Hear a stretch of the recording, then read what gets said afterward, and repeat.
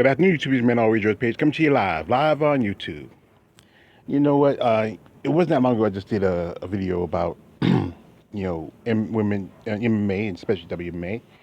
And I was on my, doing a little stuff on social media, on IG, and I saw this post posted by one Miss Pam Bam Sorensen. If you know Pam Bam, she is the Invicta featherweight champion. Well, folks, I got some sad news to tell you. Pam Bam is parting ways with Invicta. And to me, it's kind of just, you know, but it is what it is. It's happened. I think one thing is that she's not been fighting for a while. She got the title when she defeated, um, Caitlin Young, and she hadn't had any title defense, and that's been a while since her fight with Caitlin Young. And Pam's been with the organization for quite some time, and then with the whole thing with the pandemic, Invicta wasn't having any fights, I think, because, Invicta didn't fight about no more than maybe at the most 3, 4 times a year. And, and it just had a tournament not long ago, and that was the Phoenix tournament for the atomweight division. And I think they might be doing one for the feather. But Pam Bam, she said that she was want to go to another direction. She's not giving up MMA, and it's just kind of some kind of bad news. It's not bad news per se, but it's just sad that now they have to Victor has to find another champion. So and the thing is even though Victor has a great lineup of they have near a good amount of divisions, it's still, if I was remember I did a video a while back where their featherweight division is kind of shy. Not as many weight bodies as it should be, with Caitlin Young gone, now Pam Bam gone. But I can understand why.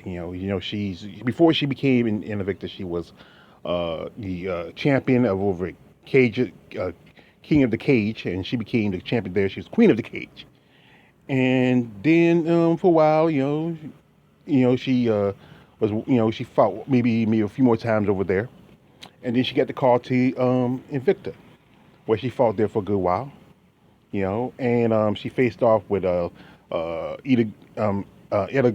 Gomez, that's a legend. If you know her, she fought people. I think she fought Amanda Nunes with Cyborg. She's Brazilian legend, and that was her first loss in her career. She was in Invicta. She already had lost before, but that was her first loss in Invicta. And she had some setbacks here and there. I mean, a while back she mentioned she had some surgeries. She had some issues. I think she had a cyst on her ovary, and that took some time for her to recover. And then she finally got a shot at the title again. As you know, that time Mia Anson was picked up, and she vacated the title. So it was a fight between her and Felicia Spencer. And Spencer won that fight, and Spencer got picked up. And that's the thing about UFC is prejudiced against certain women, especially a certain age. And then, was that long ago? I think around about last year, she had the opportunity to fight, striking fighting Caitlin Young for the title. It was vacated by Lisa Spencer, and she fought for the title, and she beat Caitlin Young. And she was happy. I mean, she became champion. But the thing is, with the pandemic, there wasn't that many fights. And, what was there to do? I mean, she's the champion, but she had no challengers. And she's sitting, while UFC's having fights. I think Bellator was starting back fighting. I mean, and she was just sitting waiting. And I can't fault her that she wanted to move on. I mean, even though now that Invicta is now with a bigger organization, they can be televised now on television, and and then also she had another situation. She had some surgery again, and I think these setbacks is getting bad. But I think there might be a possibility that she might have finally got that call to the UFC.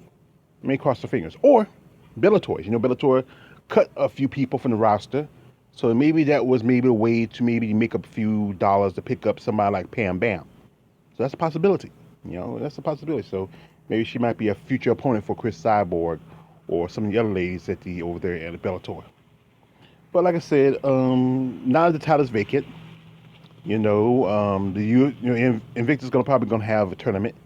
More likely, they're gonna do it like this. They're gonna probably do, since they had the Phoenix series for the atomweight division, which is where uh, Jessica DeBonis we having a rematch again with Alicia Zapatella. More likely, they're gonna have a Phoenix series for the featherweight division. So it's going to be open opportunity. I think there'll be a lot of people going to jump on board over there. Now Invicta's under more of a major company and be televised on television on a major network. Money's a little better for them, so it's a good chance. But don't worry about Pam Bam. She got her future set. She knows what she's doing. She might be going to UFC. That's a cross of the fingers. She might be going to Bellator. That's another cross of the finger. She might even go to PFL. PFL, they do the fighters a little better. They give, like, I remember my coach told me that they give the ladies, they give the fighters, they give the fighters $2,000 stipend. So that's money aside they can get when they're not fighting. So that's a good thing. $2,000 a month or something like that. That's pretty good.